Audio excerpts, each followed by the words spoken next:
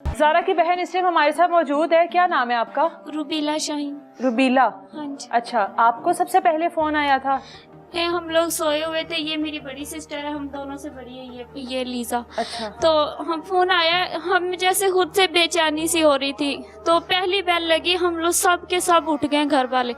तो इसे ये बोली नहीं, आगे से रोने लगी। हमारे दिल में ना कुछ ऐसा हुआ एहसास कि हमारी आपी को कुछ हो गया। बेचैनी पहले से क्यों हाँ, थी? ऐसा लगता था कि कुछ हो जाएगा? हाँ जी, ऐसा अच्छा। जब वो घर से जाने लगी है, हम उसे रोक रहे। वो ना हमारी एक भाई है बड़ा हमारा। हाँ। तो मेरे भाई से कहती थी, हमसे भी कहती थी कि एक ना समझना, हम 5 बहनें, एक ना समझना मैं तुम्हारे साथ भाइयों की तरह खड़ी हूँ। तो अक्सर ही ना वो हमें जो हमें खाने की चीज़ होती थी ना, वो हमें ला के दे।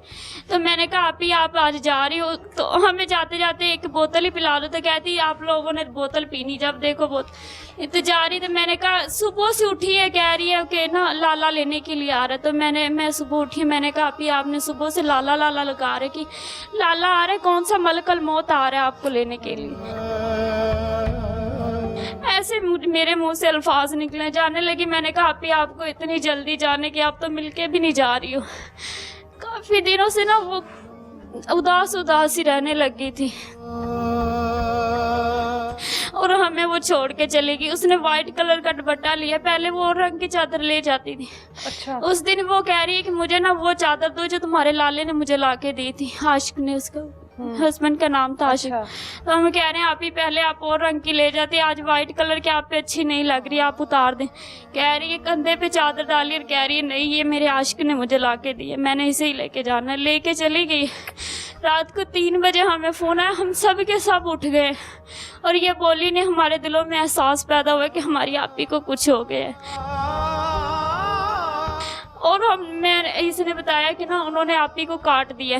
तो मैं भाग के ना, हमारी मोटर बाइक लगी हुई, तो बाबा वहाँ पे सोते सामने घर में।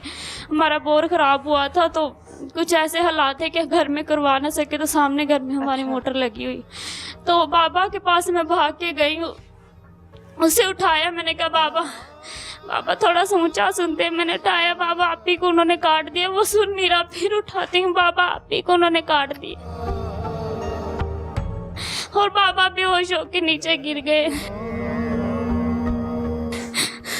इतने में हमारी आपी वो अच्छी भली हमारे पास से लेके गए और वो वापस नहीं आई। उन्होंने इस कदर बेरहमी से उसे मारा है कि हमारी आंखों से अब भी वो जा नहीं रही। ये छोटे छोटे बच्चे, ये आज इसे हम लोगों ने बताया कि तुम्हारी मम्मा फौत हो गई।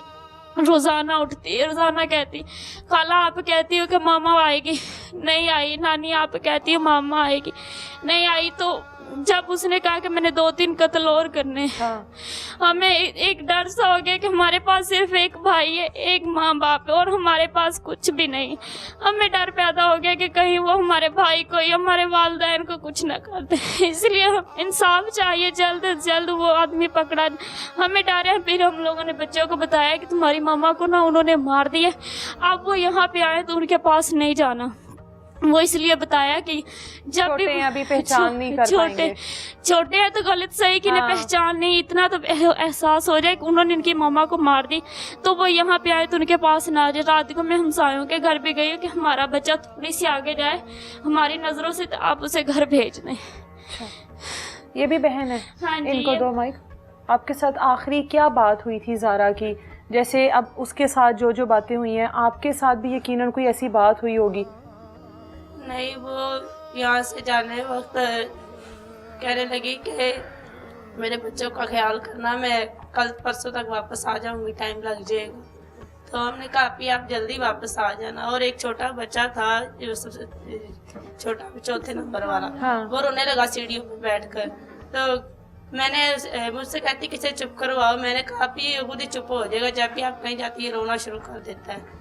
तो वो खुद रोने लगी, कहती मेरा बेटा वो पता नहीं से क्या हो रहा है इसलिए ये रोने लग गया है।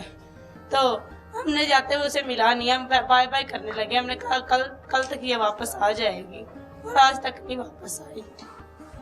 और जिस दिन उसकी डेथ हुई है उस रात को ये बड़ा बेटा मोहम्मद अहमद पूरी रात नहीं सोया। बारिश हो रही थी, ये बारिश में बाहर बैठा रहा और हमें नहीं पता, ये पता नहीं इसके क्या इसके साथ हो रहा है, ये क्यों बैठा हुआ है। पता नहीं इसे कुछ और तो इसीलिए बेटर मेरी अम्मी के साथ है, इन्होंने आज कुछ हो जाना आज रात को, इसीलिए ये पूरी रात ये लड़का नहीं सोया। ये बाहर बैठा रहा, अकेला बैठा रहा, मैं इसे देखती रही हूँ, मैं अंदर आ जाओ, बारिश हो रही है अंदर, ये नहीं आया। पता नहीं कुछ ऐसा एहसास हो रहा था इसके साथ, ये नहीं आया। और मुझे मेरे ज़हन में ये बात नहीं थी, मैं कल बैठी हुई थी और मैं अपनी कज़न को बता रही थी कि ये फिर उस दिन ये वाक़या होना था, इसलिए बस कुछ अनहोनी हो रही थी इसके साथ। बेचैनी थी, जाहिर है औलाद थी और वहाँ पर उसकी माँ थी।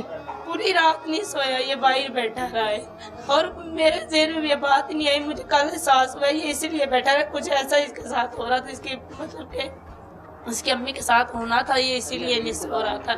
अल्लाह की तरफ से कोई ऐसा एहसास हो रहा था इसे। हमें बस इंसाफ चाहिए हमारी बहन की तरफ। उन्होंने बहुत जालिम और बहुत रहमी के साथ मारा है, बहुत बड़े जालिम है वो लोग, वो नशई आदमी है, वो किसी को भी मार सकता है। यहाँ पे आजर कोई बच्चा उठा के ले जाएगा, हमें ना पता चला तो वो कहेगा केस वापस करेगा, मैं फिर बच्चा। जाहिर है ब्लैकमेल कर सकता है, जिसने इतने बुरे तरीके से मार दिया अपनी भाभी को, वो किसी भी हद तक जा सकता है। जिसको रहम नहीं आया, उसका चेहरा खराब करना उसका मकसद था क्या ज़ारा का? वो शुरू से ही वो धमकियां लगा रहा था, कह रहा था मैं तेरी शक्ल ऐसे बिगाड़ दूंगा कोई पहचान नहीं। क्या वजह थी, क्या मसला था उसको ज़ारा से, क्यों शक्ल बिगाड़ना चाहता था? एक दुश्मनी तो होती है ना कि वैसे मार दिया, शक्ल बिगाड़ना मकसद क्यों था उसका? पता नहीं वो क्यों ऐसा चाहता था। गाँव में ना हम 5 बहनें ना, गाँव में हम वो ना मतलब कि बहुत खूबसूरत थी वो। अच्छा, ज़ारा प्यारी थी बहुत? हाँ जी, बहुत ज्यादा प्यारी थी। काफी गांव के ऐसे लड़के थे, जब वो बेवा हुई काफी लोग थे जो उसे बहुत परेशान कर रहे थे वहाँ, उनमें वो भी शामिल था, उसका बहन वही भी शामिल था। ये देवर भी चाहता था ताल्लुकात हाँ बनाना? ये सारे के सारे मिले। जब उसने उसकी बात नहीं मानी, वो धमकियों पर उतर आए कि तुम्हारी हमने शक्ल बिगाड़नी। वो हमारे पास आ गई, उस दिन गई और उनके हाथ लग गई है। वो उसकी नंद है, बशीरा उसका नाम है, उसने उसे वो जो टोका सा होता है हाँ। वो ला के दिया उसके बहन वही ने। और वो और एक हमारे गाँव बहन के, ने उसको, उसकी बहन ने ला के हाँ दिया? जी उसकी बहन बहन ने साथ दिया? हाँ जी, वो भी उसके साथ घर से भागी हुई है। अच्छा। हाँ जी, और उसकी वाइफ के पास, जो उसकी वाइफ है यूनुस की, हाँ, जिसने हाँ। मारा आपी को, वो उसके साथ फोन पे बात होती है, उसकी थोड़ी बहुत होती है, उसे पता है। उसके पास भी पुलिस नहीं जा रही, उसे भी नहीं पकड़ी। हम नहीं कहते कि उसे गिरफ्तार कर ले, उसे कुछ कस्टडी में ले, उसे कुछ पूछताछ तो करे कि हाँ। कहाँ पे, वो बता देगी। उसके पास भी नहीं जा रहे। उसकी बहन अपने रिश्तेदारों के यहाँ बैठी, उसे भी नहीं पकड़ रहे। कहते क्या है पुलिस वाले? बस आज पकड़ लेते हैं, कल पकड़ लेते हैं। अभी हम लोगों ने यहाँ पे रेड की, अभी हम लोगों ने यहाँ पर कुछ भी कोई नहीं। रेड वगैरह कर रहे हैं? आपको लगता है कि कर रहे हैं? हमें नहीं पता, हमें नहीं लगता कर। इतने दिन हो गए वो धमकियां दिए जा रहे हैं हमें, पर किसी ने कुछ नहीं किया। ये अभी बच्चे तक अब बार बार माँ का सवाल करते हैं, जाहिर है छोटे मासूम बच्चे, ये तो समझदार है थोड़ा सा। क्या जवाब देते हो उनकी वालदा को, उनको क्या बताते अभी तक तो हम कहते आए कि वो ना आपके ताया अबू के पास गई हुई। इन्होंने उसकी ना तस्वीर देख ली थी किसी के मोबाइल में। बच्चों ने भी जाहिर सी बात इसे काफी परेशान किया इन्हों को। कभी कहते तुम्हारी माँ का जनाजा आ रहा है, कोई कहता बच्चा आके इन्हें कि तुम्हारी माँ की वहाँ पे कब्र बन रही है जिस दिन वो फौत हुई। तो जो गांव ये- के बच्चे होते हैं? हाँ जी, ये लड़की ज़ारों की तार रोए जा रही, तो कहती है आप झूठ बोलती, मम्मा को ना यहाँ पे चोट लगी हुई। मैंने कहा चोट नहीं लगी हुई, वो वैसे वो ना ऐसे मजाक में उसने यहाँ पे लगाया, तो वो ठीक हो जाएगी और हमारे पास आ जाए।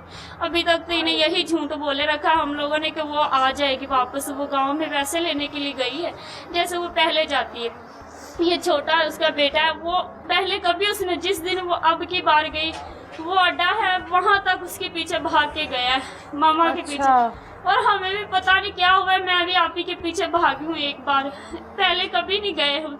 उस दिन मैं उसके पीछे भागी हूँ, वो कब्रिस्तान तक गई हूँ उसके पीछे, इस तरफ से गए, पर वो इस तरह इस दफा गायब हुई हमारी नजरों से कि वो मुझे नजर भी नहीं आई। भागते भागते वो हमारी आंखों से दूर चले गई। बिल्कुल। जब कहते हैं जब किसी ने दुनिया से जाना हो, एक उसकी एक अलग बेचैनी होती है, और जो उसके करीबी होते हैं, उसकी औलाद, उसके बहन भाई, उनको भी एक अजीबो गरीब से वहम आने लग जाते हैं। जिस तरह से रोकने की हर तरह की कोशिश करते रहे, दिल नहीं मान रहा था कि इस बार आप ही जाए, और ये दिल में वहम था कि कहीं आप ही को कोई नुकसान ना हो जाए। और वही हुआ जिसका इनको खदशा था, इनको लगता था कि हमारी बहन के साथ ऐसा कुछ होगा।